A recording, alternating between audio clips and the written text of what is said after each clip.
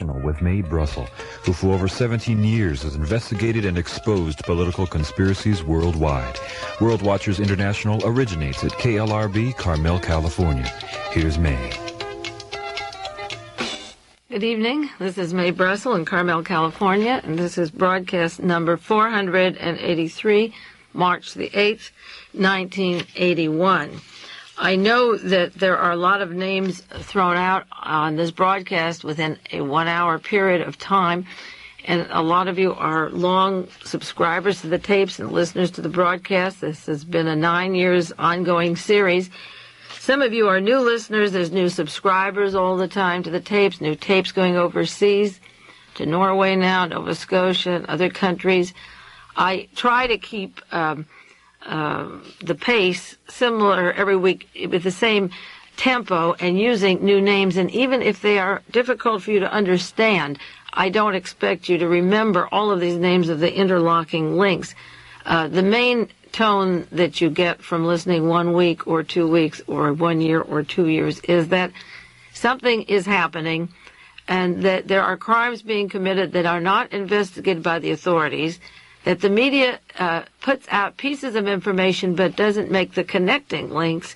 And what I try to do is to take as many newspapers and books and articles and documents, government documents or autopsy reports or Senate hearings or congressional hearings, and put them together and try to make some sense out of the news. I don't think major events just happen.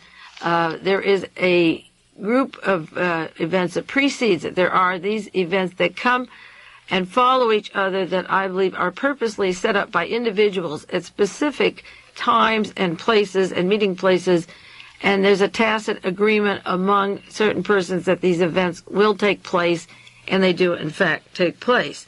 Last week, at just about the end of the program, I read part of the article I wrote in 1973. The Senate Select Committee is part of the cover-up and part of the motives for the SLA, because I believe that the creation of the SLA links to the Nugan Bank that I talked about and the Wells Fargo scandal that's taking place out here in California. And yeah, I think it was the third article I wrote in the summer of '74. The SLA is the CIA.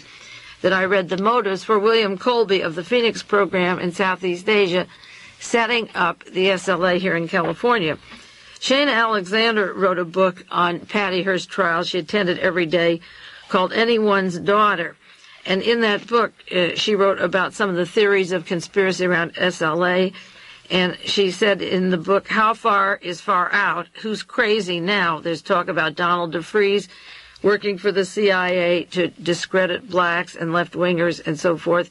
She said, consider it that very period in our history in 1973 that the government at home was concocting the Tom Charles Houston plan, and abroad it was waging an entirely illegal war in Vietnam and Laos and a secret illegal war in Cambodia. The CIA was secretly conducting Operation Chaos, which was disturbance at home, huge clandestine illegal espionage operation against blacks, student radicals, anti-war dissidents, that included computers with an index of over 300,000 names and organizations, most of them Americans. They were not connected in any way to espionage or international espionage. For that matter, consider the murder kit the CIA kept in its closet for their dirty spook tricks, and she goes into those, and the CIA experiments with LSD and nuclear radiation tolerance on unsuspecting servicemen. She quoted a book, The Choice, by Samuel Yette, a black journalist, Y-E-T-T-E, it's called The Choice, where he says the government must choose one of three courses to deal with black people: liberation, pacification, or liquidation. And she refers to his references to liquidation, which I call the King Alfred Plan from the National Security Council. And this author, Samuel Yette, said in The Choice that the only hope lay in liquidating and destroying the blacks, and concentration camps are secretly being built, black sterilization programs are being planned, and the U.S. Navy intelligence has completed a list that indicates that a few white people might object, but the plans will go into operation. Then she said anyone who thinks Yette's book is far out has yet to encounter the work of Mae Brussell, who publishes the Conspiracy Newsletter. And, of course, these tape cassettes are the newsletter. She's in California. She says that after the Hearst kidnapping, she put out a special issue, and she refers to those 40 pages. The SLA is an outgrowth of the CIA's Phoenix program in Vietnam, and the purpose was to destroy the left in America. In her view, Angela Atwood and others in the SLA were paid agents. The People in Need program was calculated disaster, deliberate provocateur action to hasten Patty's conversion to the SLA. And then she repeats in her book, Anyone's Daughter, some of the motives that I had on the air for the creation of a counterintelligence kidnapping operation in the United States, to create fear of kidnapping and suspicion of terrorists, to link terrorists to international guerrilla groups, to escalate fear of Mao Zedong, which happened, to drum up support for the UCLA Center for the Study and Reduction of Violence, using Nazi doctors and American psychiatrists for zombies, assassins, informers, and so forth, discredit the poor, and rehearse for the massive food handouts.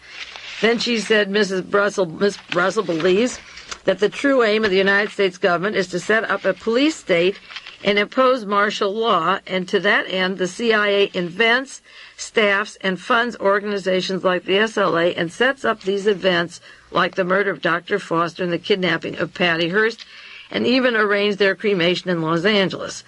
And Shana Alexander added, the fangs may be rubber and the blood ketchup, but reading her pages is like a horror movie triple feature.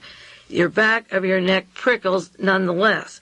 By the time Patty Hearst's ordeal was at an end, she wrote, America had become a different world. Now, this is where I disagree with Shana Alexander. I don't think America changed when Patty Hearst's ordeal was over. I think it continued getting bad. She wrote that Nixon and Kissinger had been toppled and Vietnam was behind us. What she didn't anticipate was the Middle East or El Salvador or all the other military juntas since that time that we put in, like South Korea or Bolivia and so forth. And she said the Warren Commission report had been exposed as a cover-up. The assassination of Martin Luther King was shadowed by real, not paranoid doubts. The U.S. government murder plots against Castro had been exposed. But then she went on to say, last year's conspiracy freak looked like this year's far-seeing visionary and possibly next year's Pulitzer Prize-winning investigative reporter.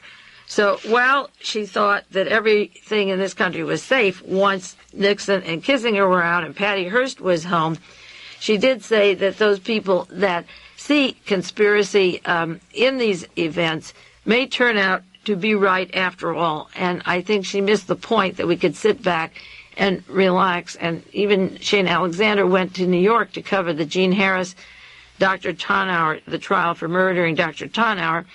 And she's going to write a book on that like she did on Patty Hearst, but she's going to miss the entire point of the shooting and who Jean Harris is. And once again, she identifies with a middle-aged woman and her frustrations at not getting Tannauer to agree to marry her if that's what she really wanted, that she's going to miss the point a second time around. She's one of our leading journalists, but she's going to continue missing the point until she investigates some of the facts that she throws out in the process of just mentioning those. She took one of them and went into it. She'd have a different view of history.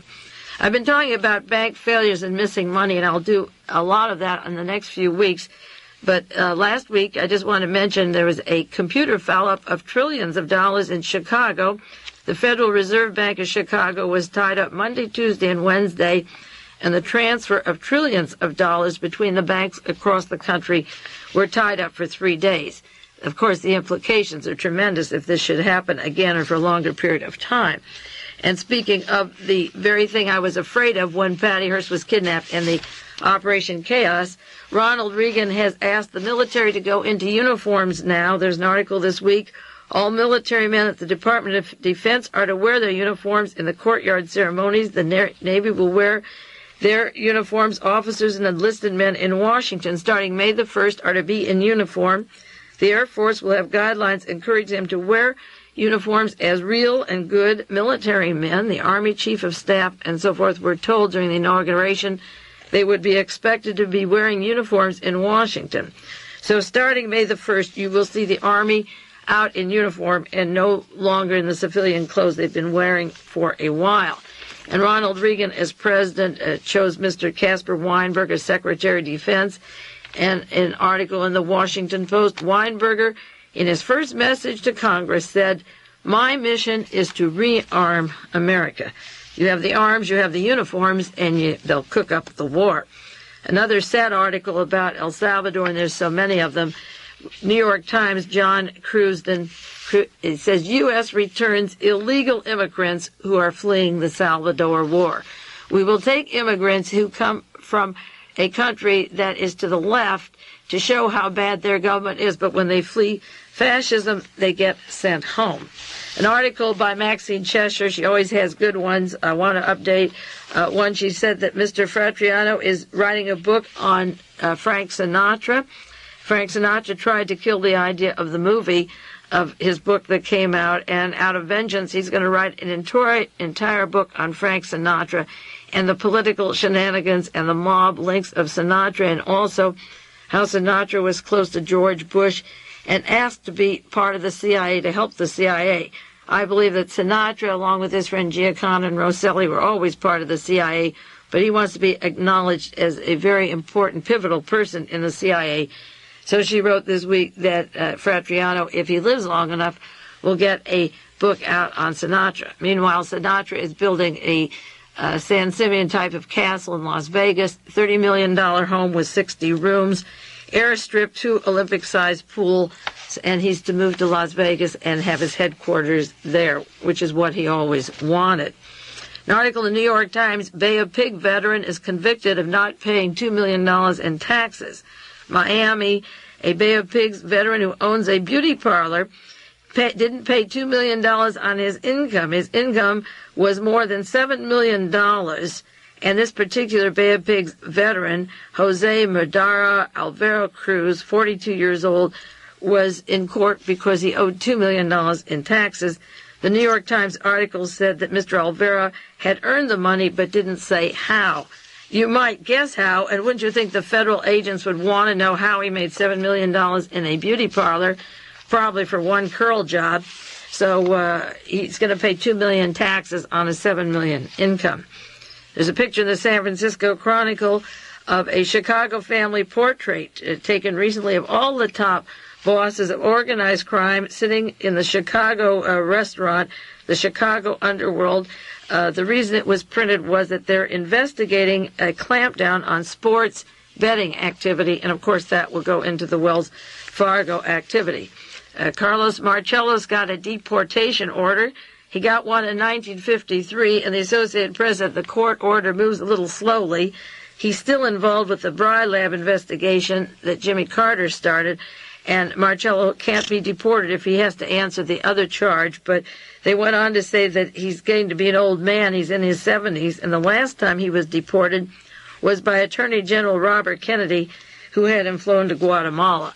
And, of course, Carlos Marcello was named in the House Select hearings on the assassination as being a possible conspirator in killing John Kennedy, but he's never charged with that. But he did get a little bit of a slap on the wrist with a possible deportation, and if it takes 30 more years to do, he'll be over 100. I'm going to go in detail in a few weeks on an article, a man from Hong Kong, this Sir Yu Kong Pao. The Sunday London Times had an article on him in November. He is making a bid to run Hong Kong, putting up millions of dollars to take care of Hong Kong, the Shanghai Bank, Jardines, and the Jockey Club.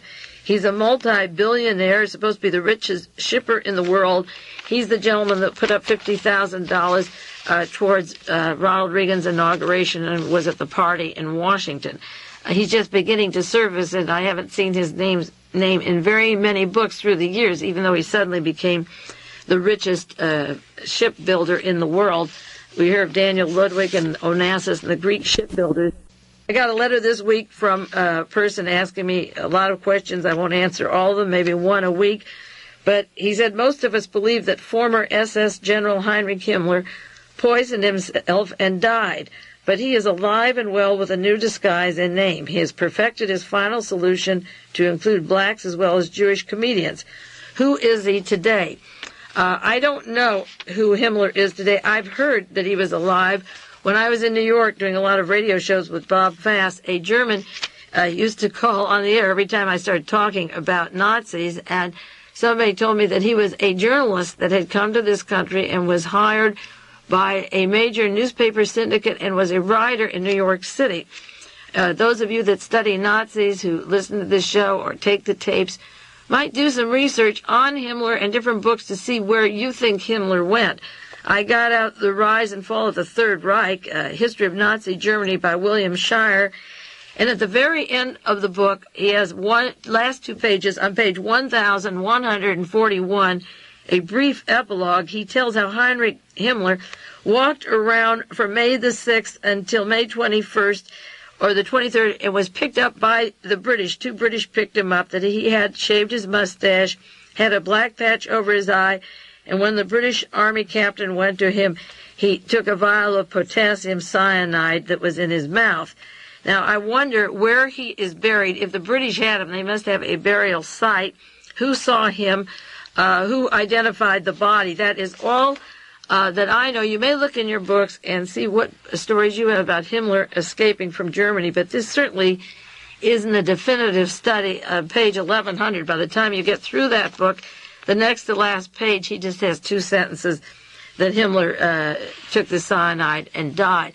So many of the Nazis, 150,000, had left the continent and gone to South America, Shanghai, and South Africa and the Middle East, that it's very hard to believe that walking loose all this time, that he carried this capsule in his mouth in case there's one day that he would be captured, that he walked around with it all that time. I'm going to do a little bit more later on that Bible group. The gentleman that was killed this week, Chester Bitterman, from Pennsylvania, Lancaster, Pennsylvania, that was killed down in Columbia. I have a long article about him from the Sunday LA Times, February the 8th, that he was accused of being in the CIA all the time that he was there, that the group that he works with have been linked to the CIA. It's called the Summer Institute of Linguistics, and it's funded by the U.S. Agency for International Development, Canadian and European International Development Agencies, and host countries. The people that killed him, the M16, said that they should get their CIA people out of Bogota. They should get them out of Colombia. And they resented this group going down there. Wycliffe was a front for the CIA, according to the Los Angeles Times.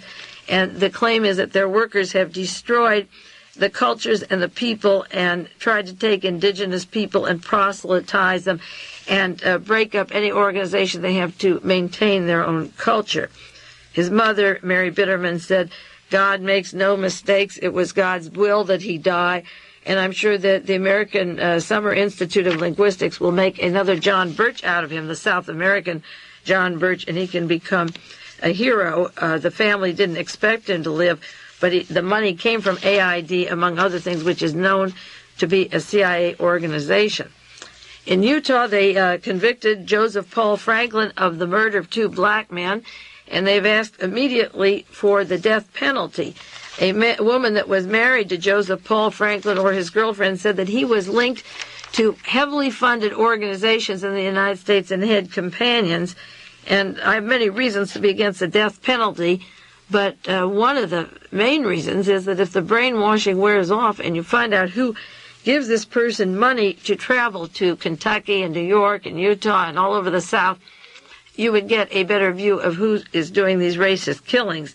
He is allegedly the person that shot at Vernon Jordan May 28th of this last year, and he was supposed to have been the one who cut out the hearts of the black men in Buffalo, New York. Those killings have stopped, and the hearts have not been cut out since.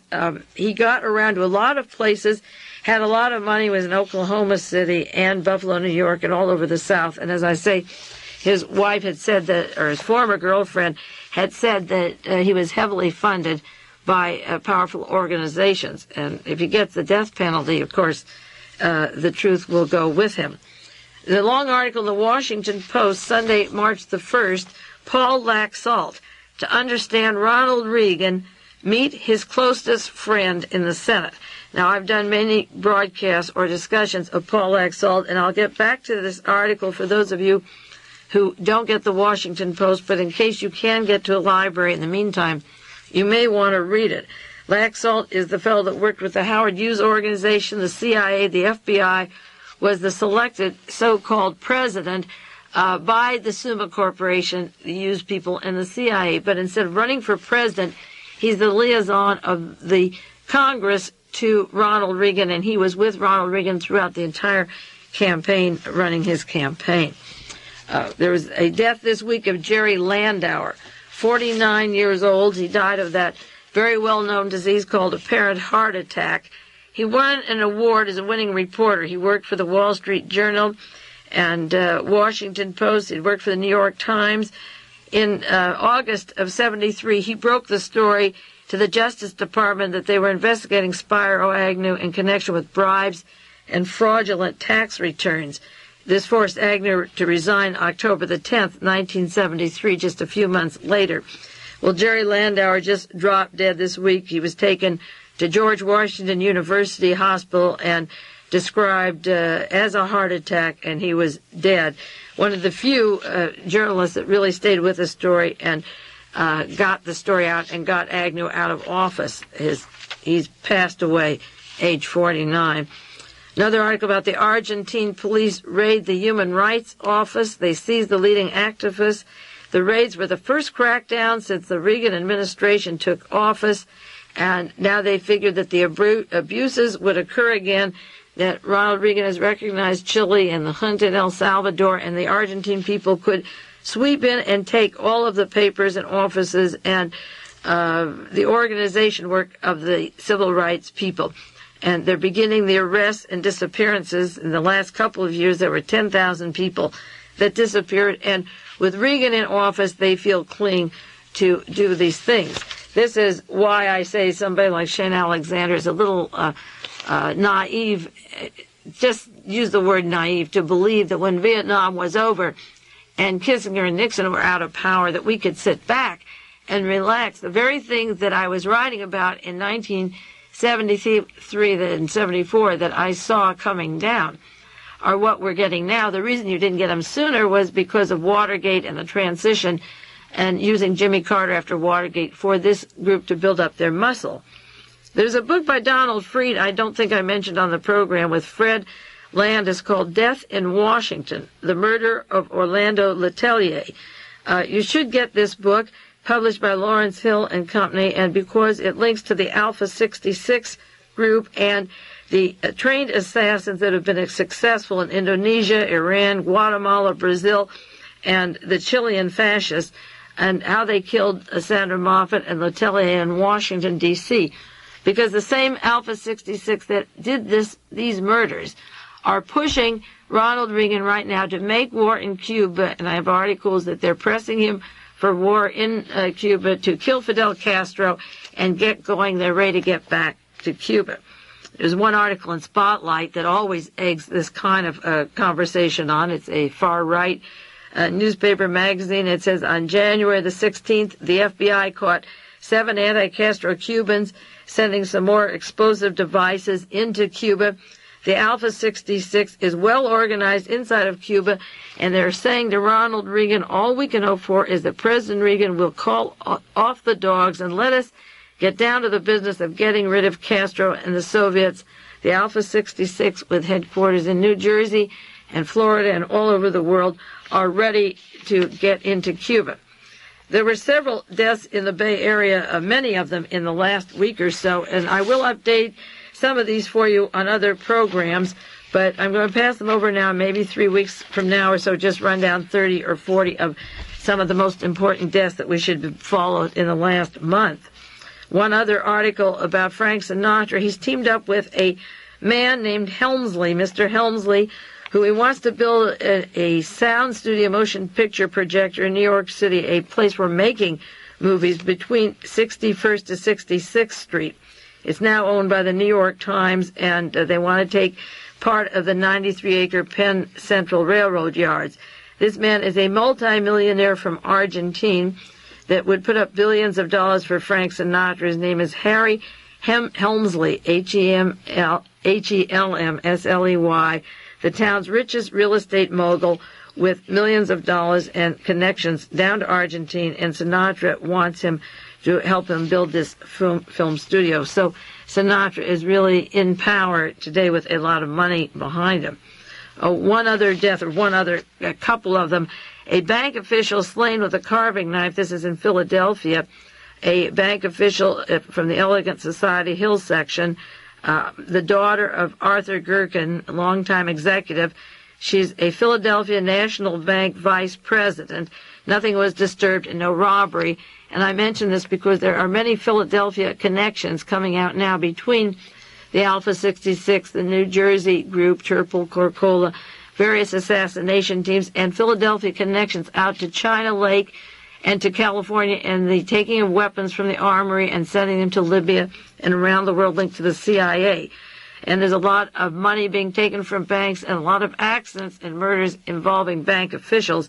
So she's a vice president of the Philadelphia National Bank, and she was slain.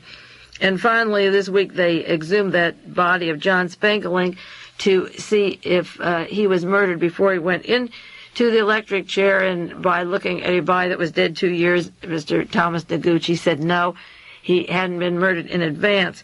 But the person who asked for the body to be exhumed said that they had his mouth shut, and they have acknowledged that they bound his mouth and wouldn't let him talk.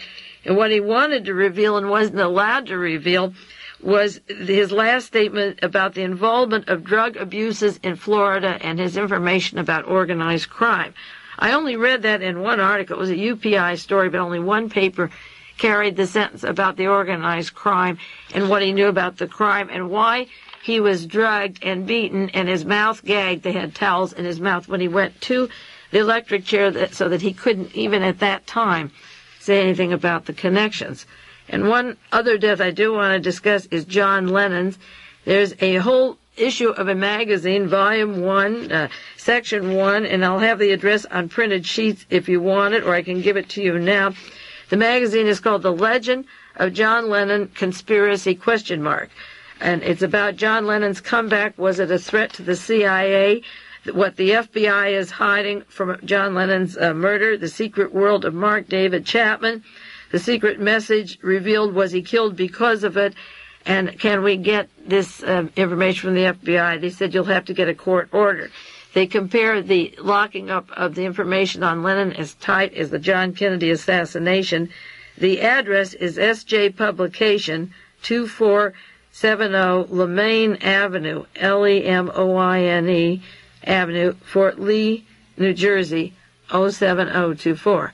I hope some of you are used to this program. Keep a pencil handy, but if not, you can write to me at Box 22511, Carmel, California, 93922. And if you send a self-addressed stamped envelope, I'll give you the address of this magazine.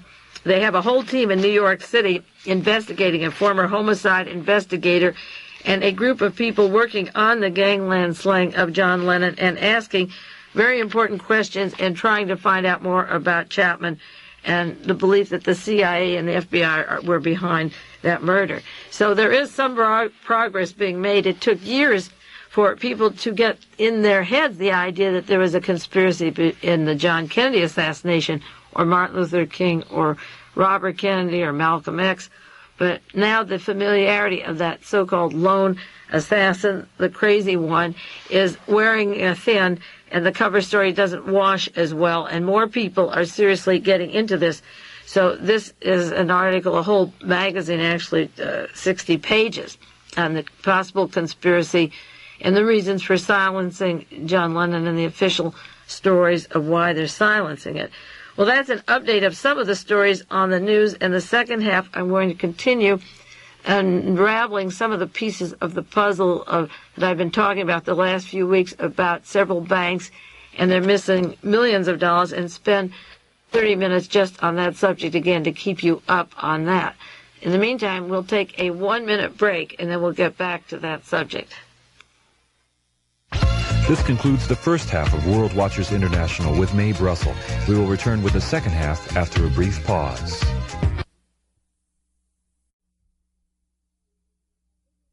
Okay, now this is going to be a little complicated. The last few weeks I've been talking about several banks where money is missing. The Wells Fargo Bank in California, their 10 to 20 branches, possibly up to $360 million. The Nugan Bank in Australia with $55 million, they had up to $1 billion missing, and the possible connections of those two.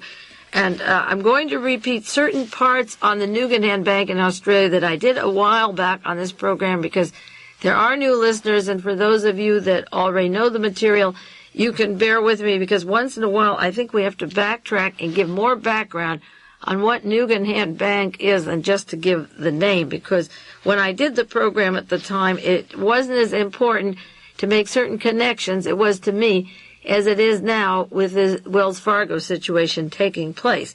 Now keep in mind that June 17th, 1972, Watergate arrest took place. June the 18th, the story of entry into the Democratic headquarters.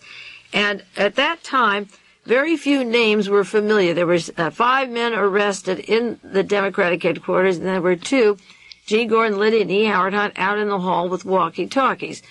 And except for those 7 names, very few people in America recognized or knew the names that were going to be in the headlines or in the books, the hundreds of books that came out later, at least 100, on Watergate. And as of March the 20th, it's almost the anniversary of that day, in 1973, James McCord gave his letter to Judge John Sirica about the FBI, the CIA, the White House, all covering up and lying about Watergate. So that it was just not too many years ago, it seems like overnight when you get to be my age, from 1973 to 81, in March, that story broke. And so for those of you that had been listening to me, I'd been on KLRB from the summer, from May of 71 to 72. So through the 9 months of the time that they were arrested until McCord started talking, I was analyzing it on the air each week, and it was difficult for people to understand. They didn't know what I was saying because hardly any of the newspapers covered any of the stories, and I was talking about people that they didn't even read about until McCord handed Judge Sirica the note 9 months later, or months later, in March it was. So that names earlier like Wallace Bennett and Richard Benveniste or Walter William Bitterman or Stephen Bull or Alex Butterfield or Judge Matthew Byrne and Richard Kleindes and John Dean and G. Gordon Liddy and Mullen Associates or Frank Sturgis or Frank Fiorini, his name was also Donald Segretti, Virgilio Gonzalez, Eugenio Martinez, Bernard Barger, Douglas Caddy. These names didn't mean anything except to the people that I was talking about each week. Now we have a story which is just breaking in the news, just barely breaking. And I predict that if you listen to these shows every week and begin to keep your ears open, you won't remember the names, but they will surface over and over again. You're going to hear names like Frank Nugan, Michael Hand, Christopher Boyce, John Paisley, Yuri Nosenko, Gene Kawakami, Harold Smith, Frank Turple, Ed Wilson, George Corcola, Gene Harris, Mark David Chapman, Jim Jones, Charter Oil, and Gerald Ford, Irv Davidson, Colston Westbrook, William Colby, The Falcon and the Snowman, William and Michael Camillus, Muhammad Ali, and Mr. Burnham down in Guyana, or John Hart, Marion Hart, Terrence John Clark, Christopher Johnson, Walt McDonald. Now, some of these you know, like Gerald Ford and Muhammad Ali or Mark David Chapman, but there's new names that you're going to pick up if the story keeps unfolding or breaking the way I think it should. I have files that I've set up with 10 interlocking connections, and they can be complicated to you if I jump back and forth all the time. The Wells Fargo story, which is now into 4 branches of Wells Fargo. It started as one lone man manipulating computers, and this week it was finally exposed that he was actually in Australia when this was taking place, and that he may in fact be totally innocent, and that it had to be bigger. This story is changing now right in front of our eyes if you follow the program every week. The Nugan Bank, I have files on Wells Fargo, the Nugan, Gressman and the Secret Service and Navy weapons being stolen in the Mojave Desert for counterintelligence, the Lennon murder, the Jonestown affair, the Harristown Hour, the John Paisley murder, the Thompson-Abbott-Hennessy connection that I did at length last week, Lufthansa, a robbery at Kennedy Airport a couple of years ago. Now, I'm not going to jump around each week, but I thought I would go a little bit to the Nugan hand in more detail because some of you may have missed it. And there have really been only 4 stories on the Nugan hand, and I think that's the starting place to backtrack because the story is going to be so big.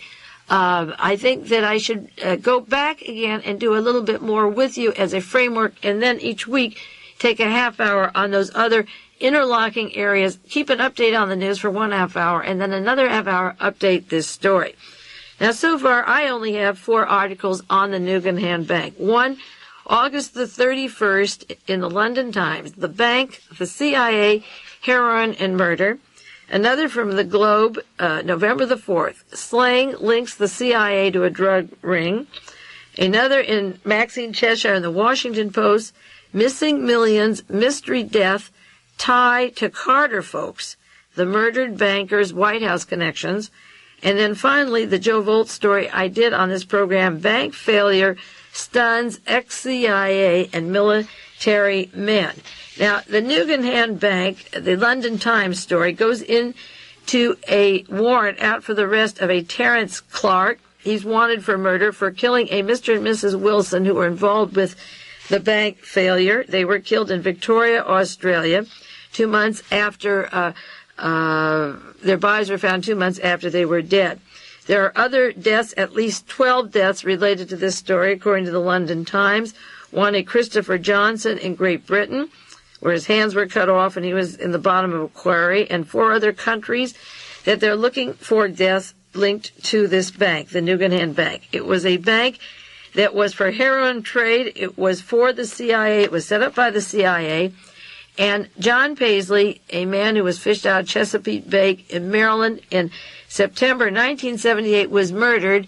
And he was murdered 1 week after his CIA officer, John Hart, testified before the House Select Committee on Assassinations. And the London Times said the link of Paisley to Walt McDonald from the international, he was an international consultant to the CIA for 25 years.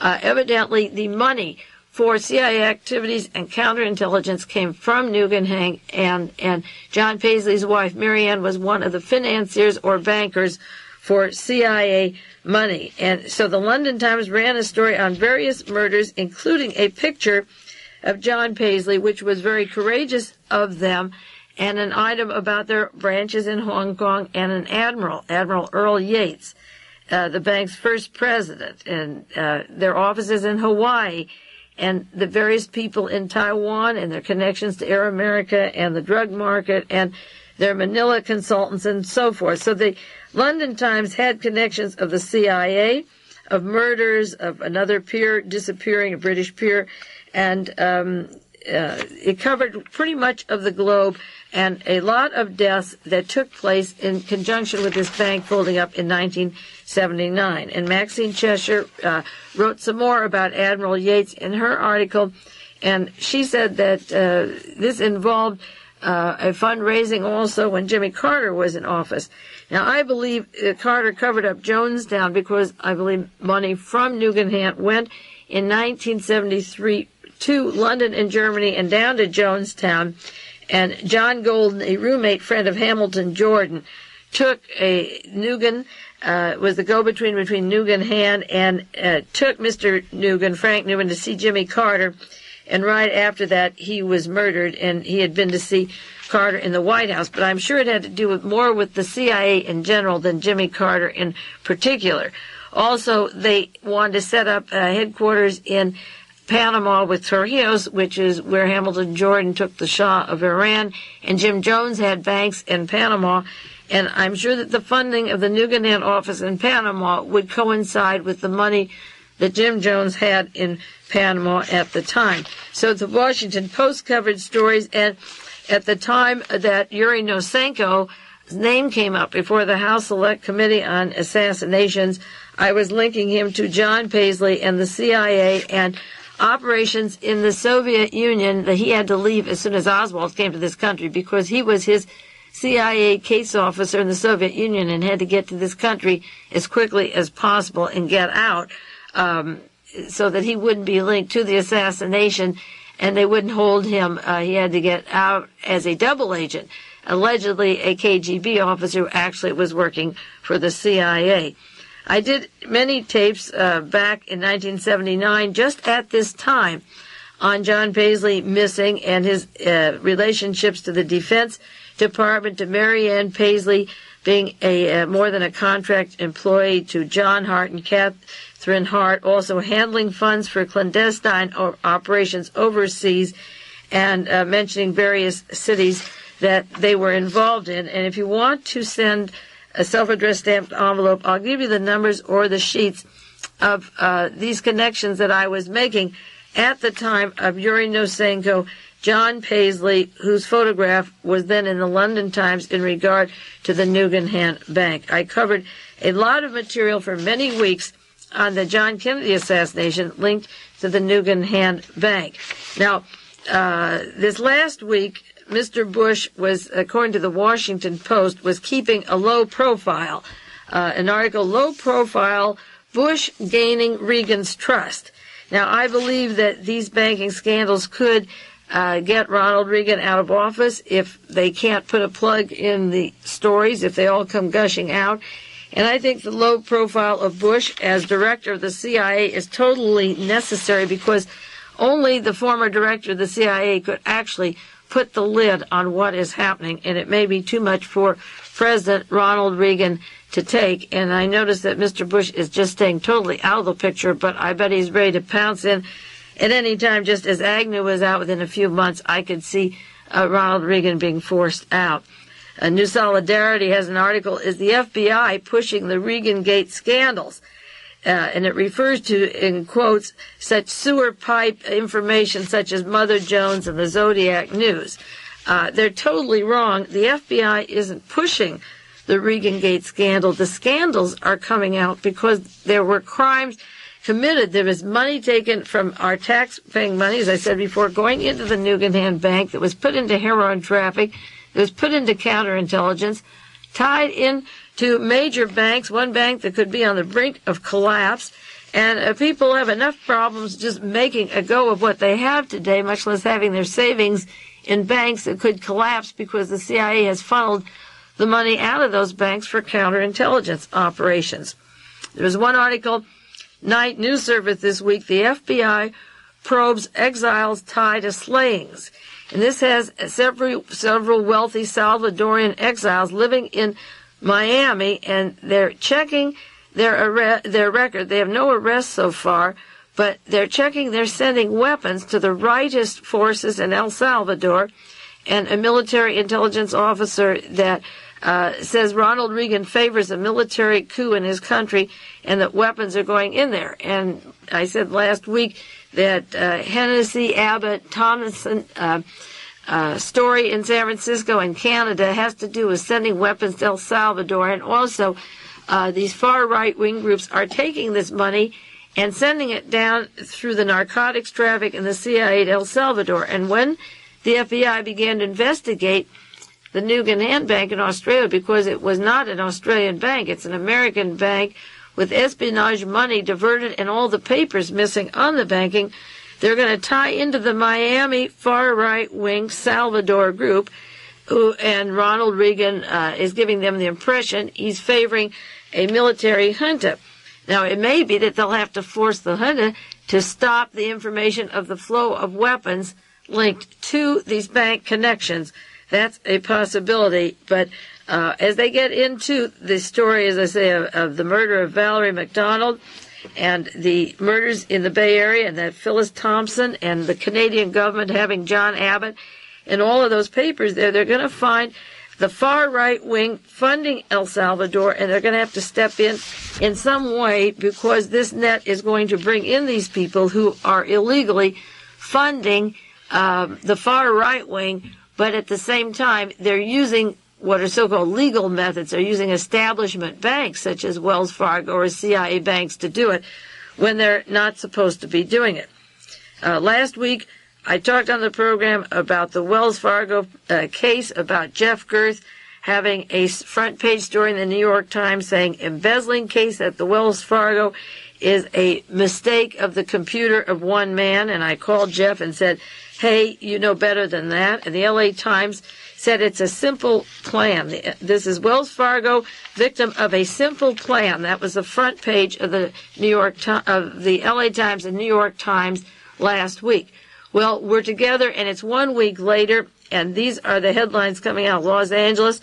And it's not over the Associated Press or United Press. The East Coast isn't getting the story. They get the story on the wire services if it's one man. When it's not one man, it's harder to get it back there around the country.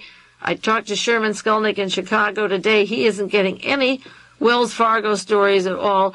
If it isn't one man, they're not getting it in Chicago at all. He didn't even get the story about the computers being tied up and tying up $1 trillion for 3 days, and he lives in Chicago and keeps on top of the news. The LA Times had a story this week that later did go over some of the wire service. It said, Wells Fargo may err in the story of scandal. Ex-official, former Wells Fargo bank manager L. Ben Lewis may have had an accomplice.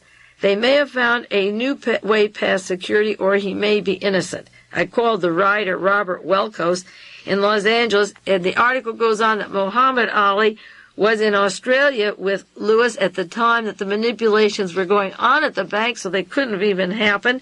And so was Gene Kawakami from the Wilshire branch. And I mentioned that Muhammad Ali was also in Guyana with Jim Jones before he went down to Australia. These people were down in Australia and Hong Kong. They're linked to international narcotic traffic, the headquarters in Vegas. And Caesar's Palace has been mentioned in one of the articles I had, not all of them. So what they call an embezzlement in the bank, Harold Smith said embezzlement is an inside job. They are now admitting that the story isn't like the head of Wells Fargo said it was. Another article in a newspaper without a byline said Wells Fargo embezzlement may have been a conspiracy. You see, a conspiracy is 2 or more people doing an illegal act. So they're clarifying it. And another LA Times story in our Monterey Herald this morning, plane trip cast doubt on bank's fraud story. And it tells about investigating the passports and the trip arrangements of Harold Smith and Mr. Kawakami, Muhammad Ali, and the entourage, and the time when this money, finagling of whether it's 21 million or whether it's 100 million, which another article said, and Good Authority says 360 million, they're now saying the very fact that all these people were in Australia at the time the shenanigans took place means that the president of the Bank of Wells Fargo and the vice president, Wells Fargo chairman Richard Cooley, said last week that Lewis was in charge of the operations and had to be at his desk every 1 in 5 working days, and he was away for 3 weeks. So the Wells Fargo officials have had press conferences. Their senior vice president, George Caulfield, has been put against the line that they absolutely lied on the story. Although, as I say, last week the New York Times said fraud is laid to a Wells Fargo official in Beverly Hills. And 1 week later, a official wasn't even there. He was out of the country for 3 weeks. Now, Mr. Lewis is working with the FBI, and Mr. Harold Smith is in seclusion. Muhammad Ali says he's watched night and day by the CIA, and so the bank president and the officials have lied to everyone in this state that has money in that bank. And then another New York Times article this week, again, not on the wire service, 4th branch involved in Wells Fargo probe. The Marina Del Rey office employment president said that they're suspected of embezzlement, that there may be 4 to the number of branches involved. Every week this has gone on. Every week, first it was Beverly Hills, and then it was Santa Monica, the Palisades, and then it was Hollywood. The Wilshire district, there's actually 5, and they're admitting 4, so it doesn't look so bad. And now they say there may be $6.5 million in bank funds that went down the drain from Marina Del Rey, and there's also $3.5 million that I have to go into in detail with you later that involve the Hollywood, Tennessee connections. Now, another possible connection to this story has to do with that murder I mentioned, about 4 weeks ago in Santa Barbara, right outside of Regan Country, and the art galleries in this fellow in Lompoc, the area of the Lompoc, going with a woman, a court reporter in Seattle, where 3 people were gunned down, a sculptor who has a place in South Africa, smuggled South African diamond mines, and links to Arizona, Seattle, wife in London. And there's a lot of mystery. This man who had these art galleries had a school for hypnotists, and there's a lot of question about that murder that I'm going to later tie in, not tonight, but later. But it was a very important meeting that he was going to have with somebody, and 3 people were gunned down and killed. And this investigation will get back to the killing of the sculptor and the other people. Now, he kept an art gallery in Lompoc, and there was an escape from Lompoc prison. That's the funny farm where the people get off easy. And that was Christopher Boyce, the subject of the paper book, The Falcon and the Snowman. He was allegedly a KGB spy, and I believe that he worked with John Paisley and Yuri Nosenko. And he left Lompoc, which is a very convenient safe house for people walking away from the prison, if there's art galleries there, to change their clothes and have a place to change. Now, the FBI had a report this week. Escaped spy is reported smuggling weapons to El Salvador. He's allegedly living down at Redondo Beach area. He worked at Redondo Beach Space, and he's working in the area where Mr. Fisher, working with Mr. Kawakama from Wells Fargo Bank, lives at the Palos Verdes Estates. Now, this gentleman was let out of Lompoc, and I believe that there are important connections between this particular character. And when I talked to Sherman Skolnick in Chicago, the investigator who follows all these threads, he said there was a link of this Christopher Boyce and Lee, allegedly KGB agents, that they were double agents or triple agents working for the CIA, and that at a trial of William Peter Campilis, also charged with spying, the name came up about John Paisley and about the California spies, and they wanted to bring Paisley's name into the trial, and the CIA wouldn't let them. The court went into secret session, and there was only one newspaper article linking John Paisley, who's linked to the Nugan Bank, Yuri Nosenko, and that other alleged spy, Campilis. So this week, this Boyce is out loose. He's at the Palos Verdes Estates. He's linked to weapons to El Salvador. He is linked to Paisley and the Nugan connections. And I think that his activities, according to the FBI, he's down in Torrance, Manhattan Beach, Palos Verdes, and so forth. If he were actually a spy with the Soviet Union and not a double agent, they wouldn't allow him to be doing the cocaine traffic and free on the streets down at the Palos Verdes Estates. They're investigating him and the drug agencies and his connections to Texas and so forth.